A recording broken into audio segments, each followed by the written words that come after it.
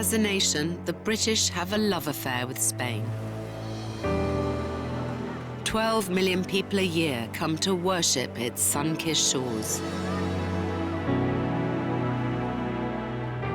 In this series, I want to know, what is our fascination with this country? And is there more to Spain than meets the eye? I'm amazed. I had absolutely no idea that this was here. This will be a journey of discovery for me. I did not expect this. Wow.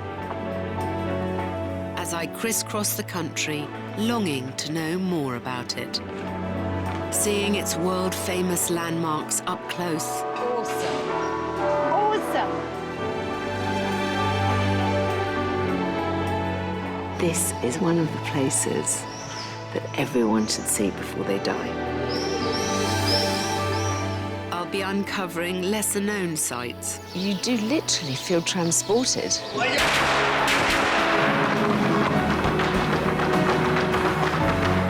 And experiencing the most vibrant of cultures.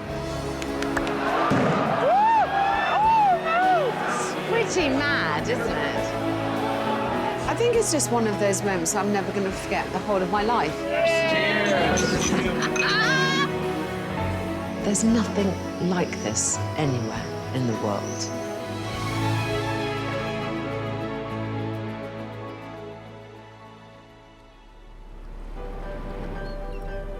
My journey is taking me to Western Andalusia, where Spain's most popular and most hidden corners coexist.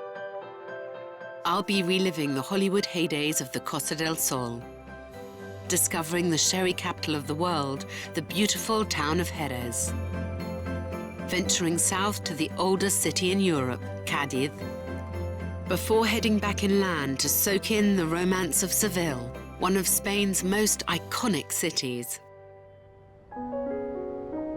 I'm beginning my adventure in the Costa del Sol, a place many of us are very fond of.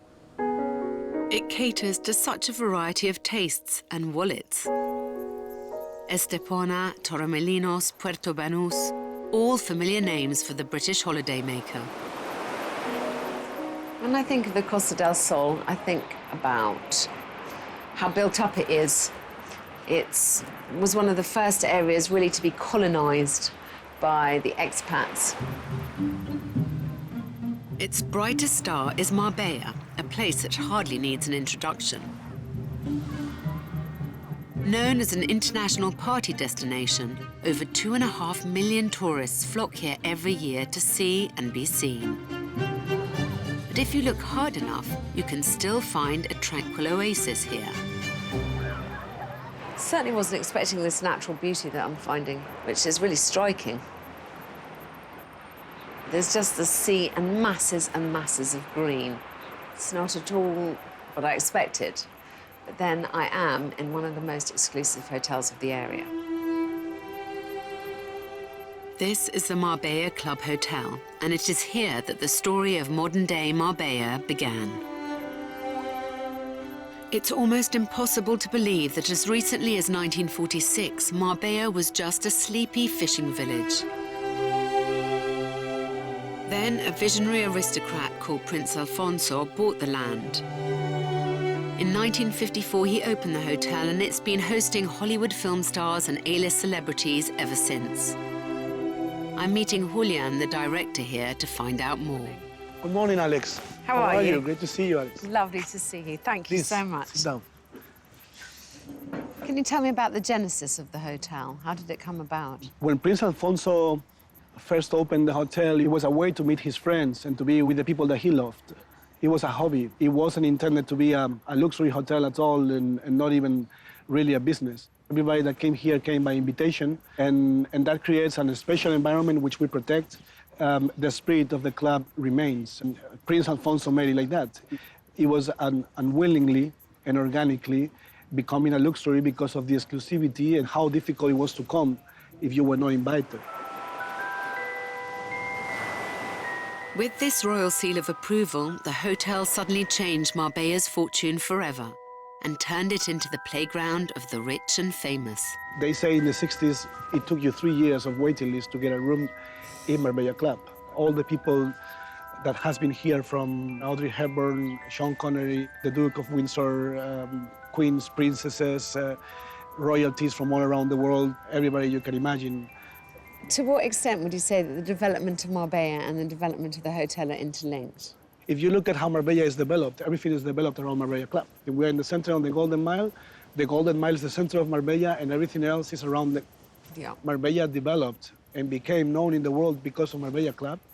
And at the same time, Marbella Club is linked to Marbella. One without the other don't exist. So it's a symbiotic relationship. It's completely symbiotic. Just like Marbella, the hotel has grown massively since its understated beginnings. And Julian wants to show me where it all started. Show me around, please. Thank you. Very well. So from those first 20 rooms, how much has the hotel expanded now? Well, right now we have a total of 130 units, including 16 villas. And how far does the property extend? It covers approximately 50,000 square meters in total. Roughly the same size as Windsor Castle. These villas have been a retreat for some of the world's most talked about celebrities. But right at the heart of the resort is its most important building. So, welcome to our kids club. Thank you very much. Looking This is forward to where seeing everything it. started. This was the house of Prince Alfonso. This was the doors of his villa. And the entire area that we are seeing here, which is 5,000 square meters in total, Gosh. is now the Hotel Kids Club. This is how everything starts. Prince Alfonso passed away in 2006, but there is still someone around who has lived through the heydays of the hotel. Hello, sir. Oh, how happy to see you. Very nice to meet Sit you. down Thank a you. moment. Thank you very much. It's I'm lovely to glad be you here. made it to Marbella. In 1957, Count Rudy was brought in to run the hotel by his cousin, Prince Alfonso, and he is the mastermind behind the hotel's enduring fame. Tell me something about what it was like in the beginning. The main idea of Prince Hondo was always to have a smart country club. We really had the best parties, but there was never fountains of French champagne. No, there was some lovely Spanish wine which the people enjoyed drinking, or sometimes just the sangria. This pool was a scene of some of the most infamous and decadent parties. From informal dinners to crazy fancy dress, Count Rudy really has seen it all. There was the Simeon of Bulgaria, the king of Bulgaria, and he dressed up as Fidel Castro. And Fidel Castro, the Castro, didn't imagine that in this room was sitting, let's say, the former president or dictator of Cuba, who nearly fainted away when he saw Castro coming in. And he looked so similar. It was so well, and they had so much good sense of humor, and that was very much the sense here. Although he stopped working here in 1983, Count Rudy still comes in every single day to check that the hotel is just the way he left it. When you arrive, you feel the atmosphere. That's what makes the Marbella Club cherish particularly those who really fit here. Yes, you appreciate what it is that you're trying to do. But I think isn't that the holy grail of any hotelier? The independent hotelier makes a hotel very much in his own image. And then the trick is to find people who enjoy the same thing as you like. You speak out of my heart. Incredibly, all of Count Rudy's work was nearly undone in the 1990s, when corruption and scandal in the town hall came desperately close to bankrupting the entire city. But Marbella fought back and was able to maintain its status as Costa del Sol's hottest spot. I'm very, very impressed that it's managed to pull off the trick of staying relevant so many years after it was first stylish. Marbella and the Costa del Sol tell only one part of Andalusia's story. I'm about to discover its wild side. And it's a pretty good show.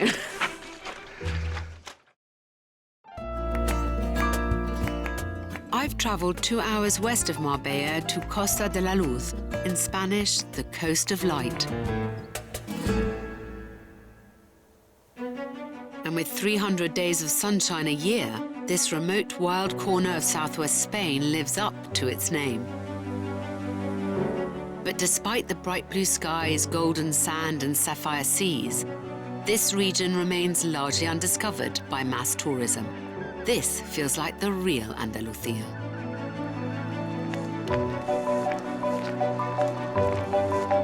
The ancient town of Jerez is a great starting point. I'm walking through this charming, cobbled historic centre. I've never been here before, but I really like Jerez. Unlike Marbella, Old Jerez feels quintessentially Spanish. It has a laid-back charm, thanks in part to sherry, because Jerez is the sherry capital of the world.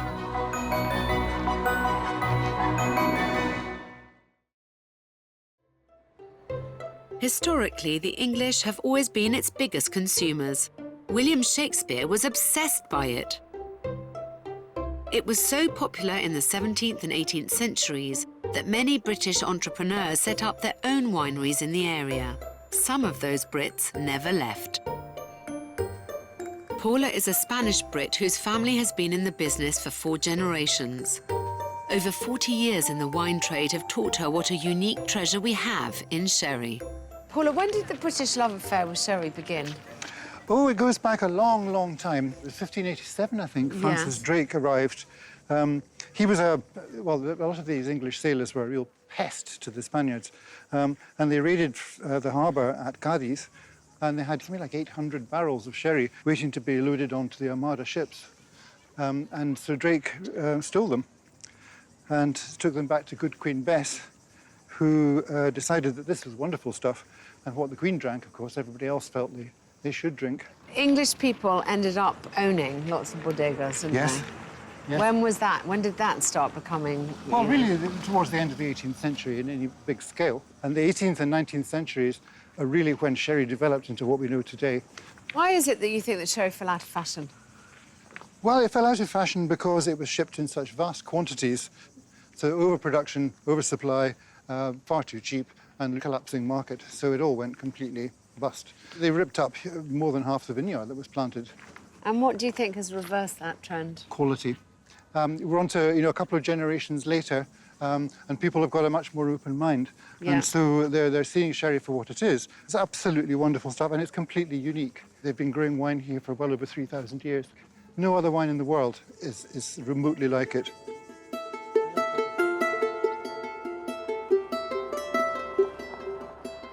Jerez, along with the towns of Sanlúcar and Puerto de Santa Maria, forms the Sherry Triangle. Here, all of the world's sherry is produced. And I happen to be here during the busiest time of the year, the annual grape harvest. Every September, over 21,000 acres of vineyard are buzzing, with thousands of workmen gathering grapes which will then be crafted into fine sherry. Hola. Hi, Enrique. Enrique works in one of the area's oldest wineries, and he is going to show me how things were done in times past. Voy a presentarte a los amigos míos, Okay. ¿vale? This is Pepín Pepin and Machine. and machine. Ooh, machine. Why is he called the machine? Because he's Strong. Strong. Encantada. Okay. Pepín is the boss of the vinager, Okay. capataz Okay. en español. Sherry is so unique that only 3 varieties of grape can be used to make it: Palomino, Muscatel, and Pedro Jimenez. Can I try one? Yes, please. Thank you. Very sweet. Very delicious. Good. Delicious. I've tried the grapes that you make wine with before, and they are very sour. These are so sweet. Now what happens with these grapes? Machine? Sí. Máquina. Una máquina. Máquina, en Spanish. El máquina va a coger las uvas y va a hacer mosto. Sí. Pues Ahora subirme arriba. The juice extracted from freshly pressed grapes is called must and is the first crucial step of winemaking. His special grape squashing boots are on. This is not the way, of course, you do this on an industrial scale. They're just showing us how it was done once upon a time. Makes a pretty good show. Surely they'd have done it barefoot. What is all this newfangled boot rubbish? Esto es yema, ¿no? La primera prensa See? se llama yema. Apparently because of its likeness in colour to an egg yolk. This is the best must and is used to produce Fino and Manzanilla, the palest, driest and highest quality sherries. Well, you kind of can't see how much juice is in there yet, although it's making a pleasant squelchy sound, so it's obviously working. The grapes will then be squashed again and the second pressing will be turned into oloroso, a darker and richer sherry. Can you imagine if the machine had to do 1 million litres like this? Might take a while. Like many of us, I've always seen sherry as a fusty OAP's drink, but maybe I've been too quick to dismiss it. Vamos a probar. Sí. Primero manzanilla. Bodegas Barón dates back to 1631, and these original oak barrels are 400 years old. What's the process of making the manzanilla? Biológico. It's a biological process. El mosto que ha recogido Pepín y el máquina Sí. para hacerse manzanilla son 4 años. The real magic of sherry making happens right here, thanks to a complex aging process, the right temperature, and most importantly, centuries of knowledge. I'm very excited. It smells delicious. I want to put some on my wrists and on my ears. 15 grados. 15 degrees of alcohol. Oh, well, things I must do for my art. Sherry is a fortified wine, which means additional alcohol has been added during fermentation, bringing the alcohol content higher than your average glass of vino. It literally smells like a summer's day to me. It's that dry. It feels quite sun-bleached. I don't know how else to describe it. It's delicious. Son 400 años de historia. It's gone down the ages very well. The longer the sherry sits in the cask and oxidizes, the stronger it becomes. The Amontillado I'm going to drink has just turned 50. I don't know if I've had Amontillado before, but 20 degrees is packing a certain punch. It's not quite lunchtime yet. The day's looking up.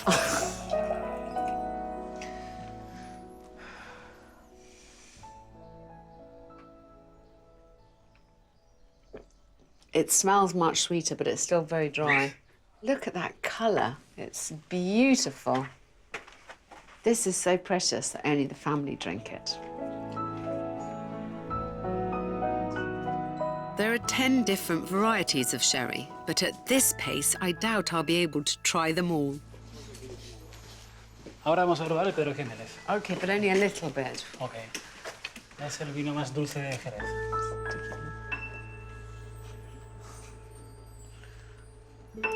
Oh, my God. Look at that pouring. That looks like treacle. Look how dark it is. This type of sherry is the type of sherry that you quite often get over at your granny's house just before Christmas. I mean, that's what the smell reminds me of.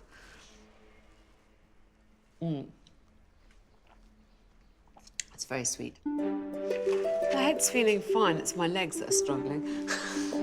Time to eat. I'm off to Sanlúcar seafront, where I've been told I can find the best food. The winery's proximity to the Atlantic gives sherry its special flavour. but it also means that locals are spoilt with the fresher seafood. Whether it's tuna, king prawns, or clams you fancy, the star ingredient remains the same. Around here, sherry isn't only drunk, it's also used in cooking. And there's a term, maridaje, which means the perfect marital pairing between an ingredient and the liquid that it's used to cook in this case, sherry.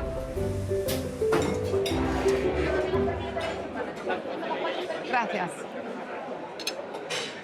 Fantástico, muchas gracias.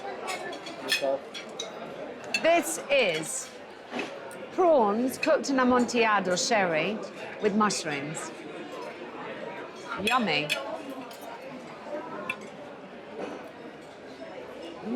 I would have laid odds against me liking a dish that combined prawns with mushrooms. Somehow the sherry makes it all work together. There's much more to sherry than I ever imagined, and I surely won't be indulging only at Christmas.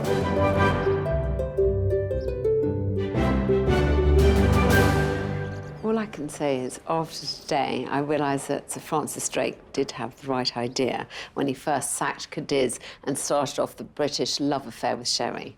I haven't been a big sherry drinker until now, but I think that's going to change. But sherry isn't the only surprise that this area has in store for me. I don't know what I'm more impressed by, the horses or the riders.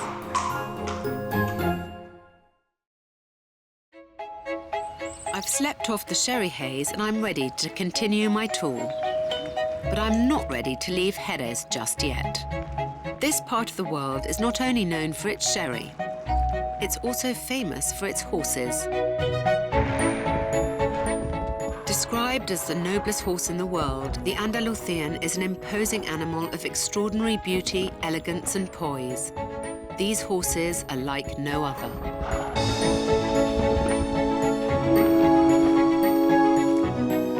And the place to see these magnificent beasts is the Royal Andalusian School of Equestrian Art. This is an astonishing complex. It was bought in 1976 by the Spanish government, especially to set up this equestrian centre here. And I don't think that we have got anything to compare with it in our country. It may be an idyllic setting, but this is not an environment I feel comfortable in. I have a fear of our equine friends. I'm not the kind of person who's longing to take my turn on the back of one. Happy to admire from a distance.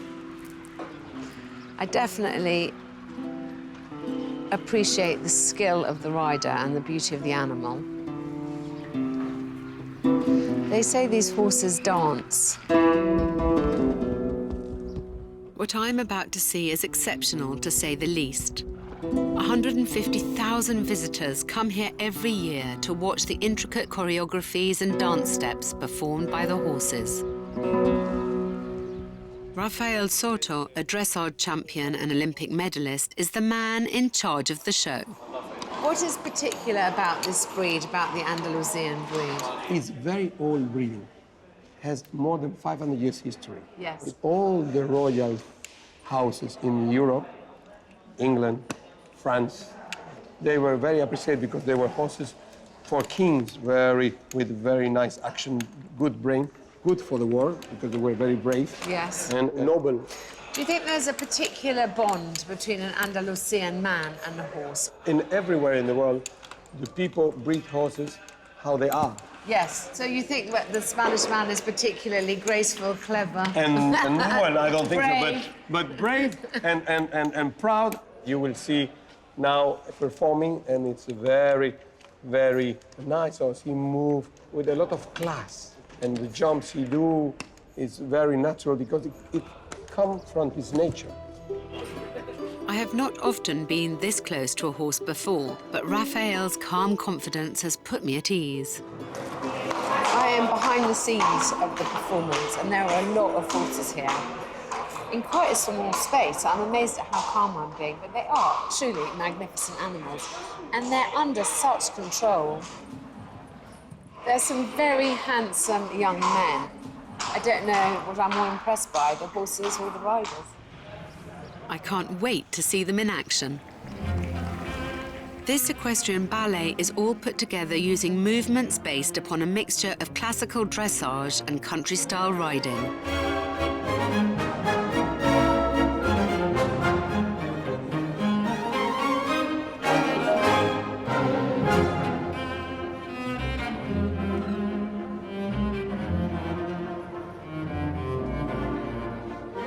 Although Andalusian horses are the stars of the show, trainers and handlers are just as important as they spot the potential from an early age.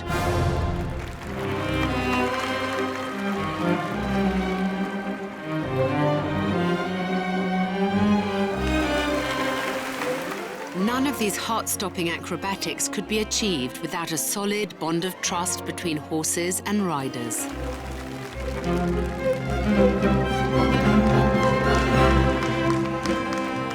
It's no surprise that these animals are chosen when they are 3 and trained in the school for many, many years.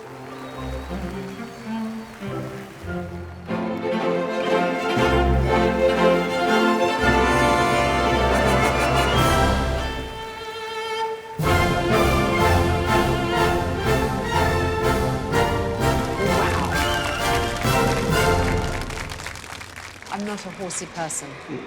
I don't ride. After this day, for sure. How important is the horse to Andalusian culture? Here in Andalusia, because the land is so rich, there were always horses and breeders of horses, you know? And of course for Jerez and the wine, the horses, the flamenco. It's part of the culture. The history was very important, but it passed away because there was no school. Yeah. And then he created a school for that reason. So what you're doing especially is very important work to maintain this traditional the and tradition this culture. of the culture of the Spanish horse and the classical dressage. Thank you. You're welcome. Riding horses might be a step too far for me, but the cleverness and docile nature of these creatures has been an eye-opener. I've enjoyed this so much more than I expected to, partly because of the skill and professionalism shown by the horses and the riders, of course, but mainly because it's always so inspiring to see people who really care about keeping a tradition alive. It would be a shame for this to be lost, and also for us to forget how important the horse was to the shaping of this land.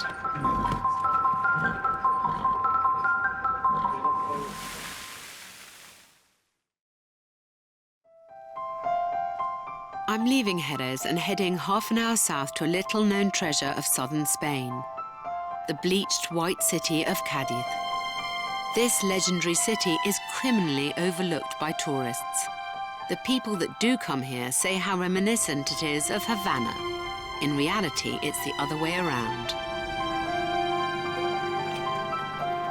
3 of Christopher Columbus's 5 trips to America started from right here. Like many explorers before, my first glimpse of Cadiz is from the sea. It's where so many ships set off for America. There was enormous trade here, and so it's a wonderful meeting point of East and West. I've never been here before. I'm very excited. This mishmash of exotic beauty comes from the blend of many civilizations: Phoenicians, Moors, Romans, and many others. Reputedly Europe's oldest city, the harbour was responsible for Cadiz's prosperity. Merchants needed to keep an eye on the sea, and every townhouse of any importance had its own watchtower. The best known is the Torre Tavira, which is where I'm meeting Belén Dorao. Hi, Belén. Hello, Alex. So nice to meet you. Nice to meet you. Welcome to Torre Tavira. I'm very excited to be here. It's amazing. You see literally the whole city laid out beneath you. It's quite an astonishing view. Yes. Cadiz once had 180 watchtowers, of which 126 are still standing. Back in the 17th and 18th centuries, each city had its own flag so that it could be identified from the watchtowers. It is thought that an early incarnation of a stock market came from that system. As soon as a ship full of tobacco was arriving into town, people would lower the price to sell as quickly as possible. And why is this an important tower? Well, it was, in the 18th century, the official watchtower of the port of Cádiz in 1778. And you can see all around, that's the port of Cadiz, and you can even see a cruise leaving. Can you see it over there? I can. Being the highest lookup point, you get to control the whole town. So that was why it was so important then, in the 18th century. And nowadays, there's not a watchman here, but we have the camera obscura that surveys and watches everything. Belen first saw the camera obscura during a trip to Edinburgh, and in 1994 she was able to translate her vision into reality. I loved the camera obscura and the magic of the movement. And then I thought, well, if it works there, why not in Cadiz? And I started coming here and looking at all the watchtowers and looking at many high places in the town. And then I came up to this tower. You know, I just saw this view and I thought the camera obscura has to be here. And it's the first camera obscura in Spain. It pretty much works like a pinhole camera. On top of the tower is a periscope containing a mirror, which reflects the outside light down into a dark room, creating a real-time projection of what is happening around us. Just see this. So I'm now opening the mirror and letting the light come in from the outside. And the sun, there we go. Oh, amazing. You can touch it. Touch the side, touch left. Yeah, you're very lucky. And It's very exciting. this now is the southern part of the town. Look how pretty that is. Do you remember that ship that we saw Yes. leaving? Look Yeah. at it. It's over here. And what's really fascinating and what fascinated the people in the 19th century was the movement. Nowadays, we have phones and we have the cinema and we have the TV, but in those days, they didn't have any of that. So when they saw this, it was like, wow. I love the whooshing blowing in there. Yes. And people walking into a house. It's kind of hyper-realist. It's like magic. Yes, it's magical. Cadiz has been quite a discovery, but next I'm off to be charmed by Spain's most romantic city. I love you. Fantastic. I couldn't come to this corner of Spain without exploring its greatest treasure, sun-soaked Seville. Spain's fourth largest city, it's impossible not to be seduced by Seville. It's a hot, passionate, colourful city. A city of heartbreaking operas and fiery flamenco.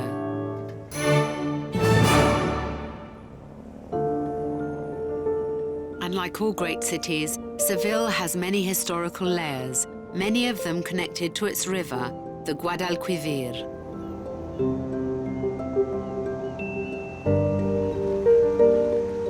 This is very lovely. I'm on the river in Seville. It goes all the way to Cadiz.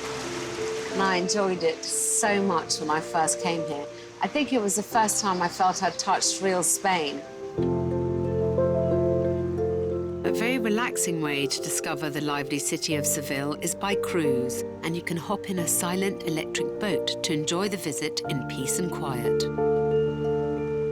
My guide, César, has been sailing the river for 4 years, and he assures me this is the best way to learn Seville's history.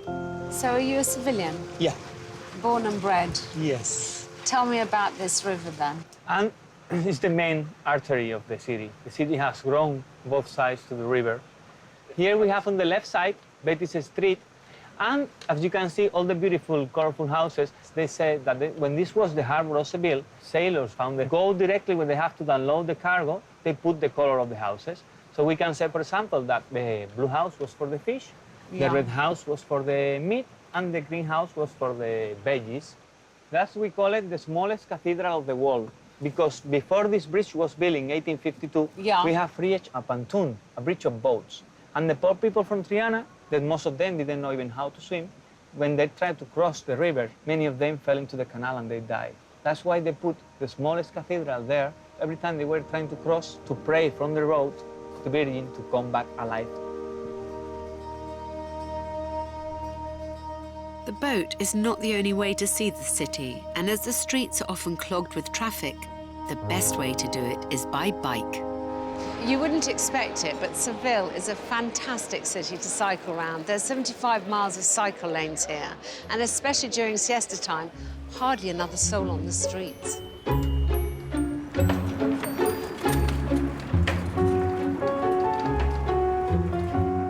Seville is the biking capital of Spain, and I have embarked on a tour to discover its most hidden gems.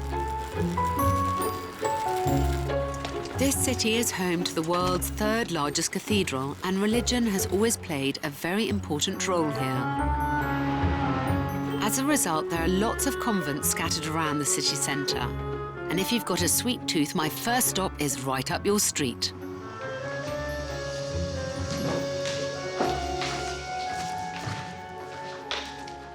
There are over 22 monasteries and convents like this one here in Seville. The nuns here supplement their income in a rather unusual manner. Many of these convents offer snacks and treats crafted behind closed doors, and I'm about to try the sweetest one. I hope I'm not interrupting prayers. Sí, hola, señora. Medio kilo, por favor. Una caja de medio kilo. Sí, por favor.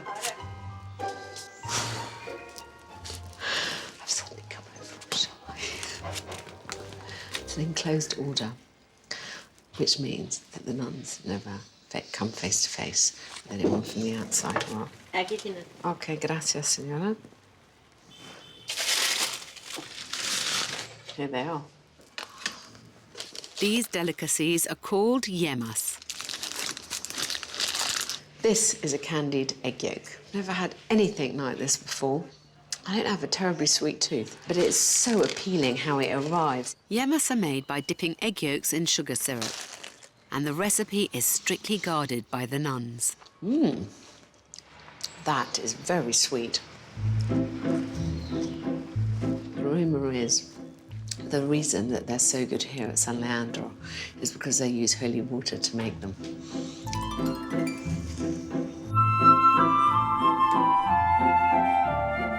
After that heavenly snack, I'm ready to discover another secret which makes the city truly unique. When thinking of fashion, Spain is perhaps not the first nation that comes to mind. However, it's home to many high street and designer fashion labels such as Zara and Mango. And tucked away in Seville's narrow alleys are the pioneers of bridal fashion. Alex! Hi, Alex. Guapa, guapa. Vittorio y Lucchino are passionate advocates of Seville, and they built their world-famous empire from here. Encantada. And luckily, they approve of my outfit. Entonces, hay una interpretación. Yes. De los años 50, Sí. pues tienes que actuar como Sí. una señora de los años 50. Muchas gracias. Y tienes que moverte ideal. Así. Perfecto. que moverte así. Un poco Doris Day, Adrien Herbu. Compliments. I Yes. love a compliment. Their timeless and extravagant creations are inspired by the strong, independent and sensual image of the Andalusian woman. Their atelier alone is fuel for imagination.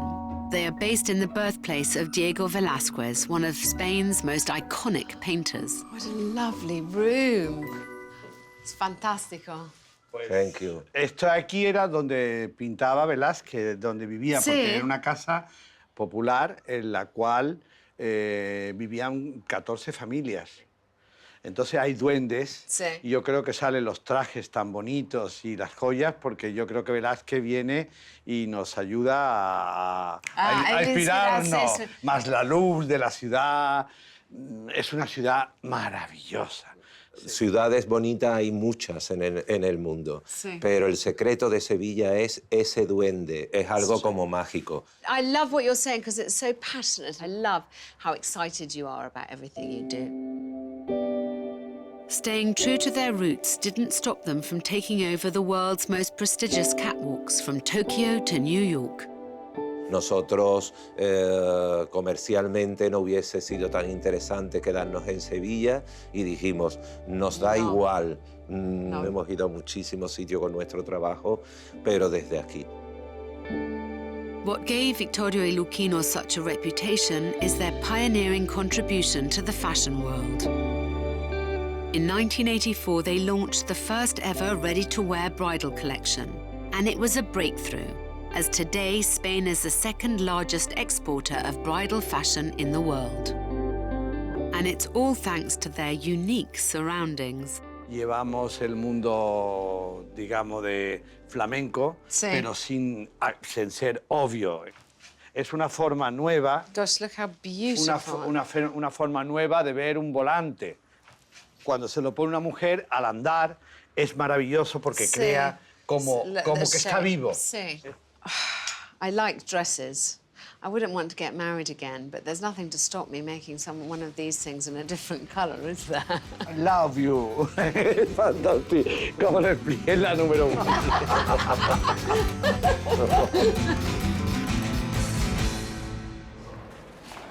I feel very validated and complimented and inspired by Vittorio and Luchino. They represent everything that's wonderful in the city: passion, beauty, romance, inspiration.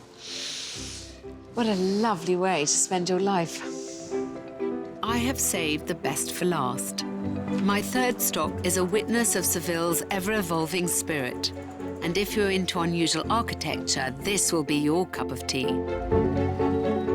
The Metropole Parasol is the world's largest wooden structure and also the biggest building to be held together by glue. It was built to provide more shade, a sought-after commodity in Seville's scorching heat. But people mostly come here to enjoy the views.